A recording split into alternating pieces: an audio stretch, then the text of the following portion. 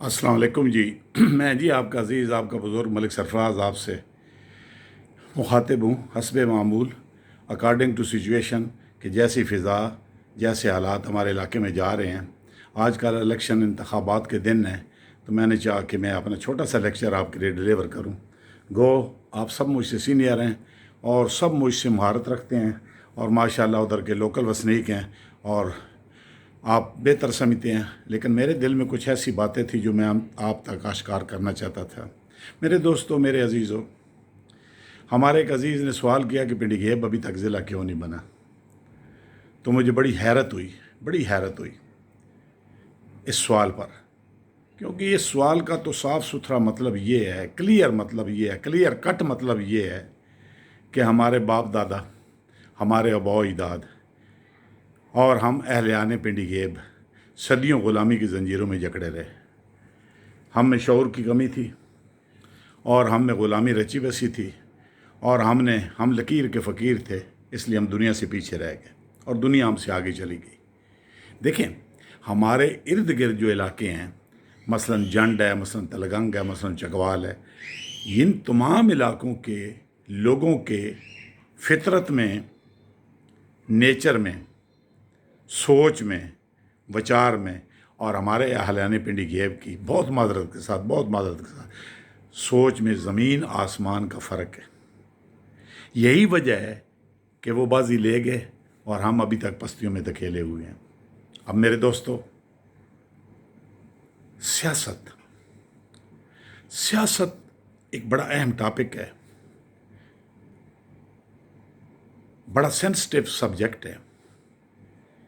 इसके लिए बाकायदा तालीम की ज़रूरत है। तालीम के बाद सबसे पहले तरबियत, फिर तालीम। तरबियत का मतलब है अपने वालदैन की गोद में बैठकर, अपने वालदैन की जूतों में बैठकर, बैठकों में बैठकर, पंचायत में बैठकर, उनके मतलब माहौल में बैठकर सीखना बचपन में। ये घुट्टी में आती है सियासत। उसके बाद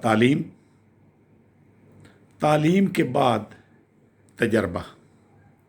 ये 3-4 ऐसे अनासर हैं जो कि एक एकेडमी की सूरत रखते हैं और इनमें से नबर्द आजमा हो के आगे आना, अपनी सलाहियतों को मनवाना, अपने व्यूज़ और अपने ख़यालात दूसरों पे थोपना और दूसरों को अपनी राय पर चलाना। यानी लीडर जो होते हैं ना, वो इन तमाम रमूज से वाकिफ़ होते हैं।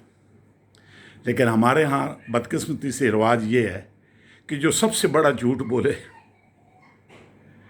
जो सबसे बड़ा वारदातिया हो, माजरत के साथ खुलकर आज बातें करते हैं।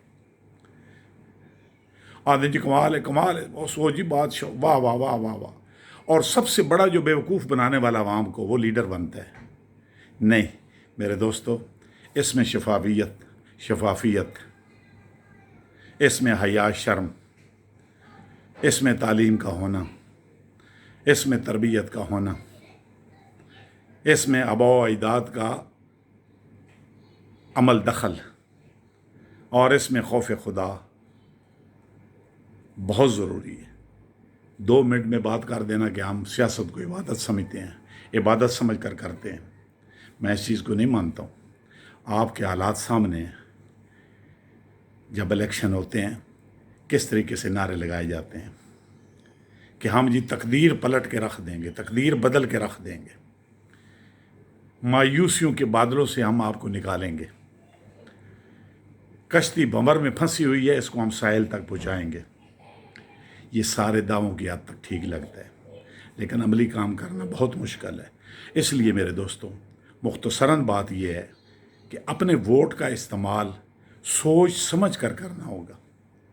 ये एक इंतहाई ज़रूरी अमर है और इस तनाजुर में मैं आपको स्पेशल रिक्वेस्ट कर रहा हूँ कि आपके वोट देने से 5 साल हम सज़ा भुगतते हैं।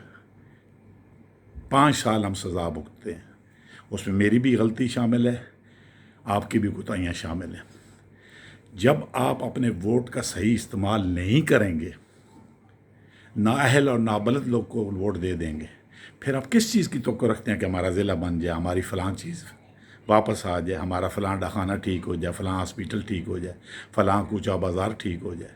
نہیں میرے دوستو، پہلے اپنے گریبان میں محاسبہ کرنا پڑے گا کہ ہم ووٹ کس بنا پہ دیتے ہیں؟ کہ ہم بچے کی نوکری کے لیے، گلی کی نالی کے لیے، پولی کے لیے ووٹ پر ہم بک جاتے ہیں، یا ایک بریانی کی تھالی پر بک جاتے ہیں؟ نہیں میرے دوستو، نہیں۔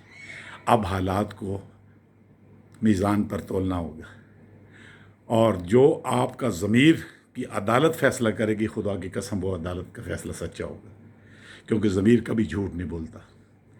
اپنے ضمیر کی عدالت کو زندہ رکھیے اور اس میں وٹے ڈالیے، اس ترازو میں، اور اس آدمی کو اپنا لیڈر چنیے جو آ کے آپ کی نسل کو بدلے، اور آپ کو آپ کے دیے ہوئے ارمان، آپ کے دیے ہوئے خواب آپ کی دہلیز پر پہنچائے، ان کی تکمیل پاک ہو۔ بہت ساری باتیں کرنے کو ہیں، انشاءاللہ وقت ملا تو گائے بگائے آپ کے ساتھ باتیں ہوتے بھی رہیں گے، اور کسی میدان میں بھی آ کر باتیں کریں گے۔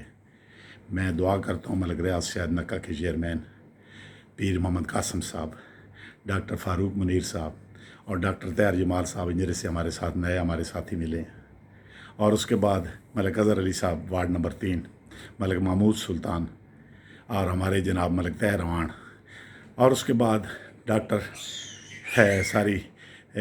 سردار فراست آف پڑی، ملک لیاقت ڈوگر احمد، ان سب کا ساتھ ہمارے ساتھ رہا، اور لال گلاب تامی والے کی محبت ہمارے ساتھ رہی۔ انشاءاللہ وہ دن دور نہیں کہ ہم اپنی بساط کے مطابق، اپنی اوقات کے مطابق آپ کے معیار پہ فٹ آئیں گے۔ لہٰذا جو میں نے گزارشات کی ہیں مندرجہ بالا،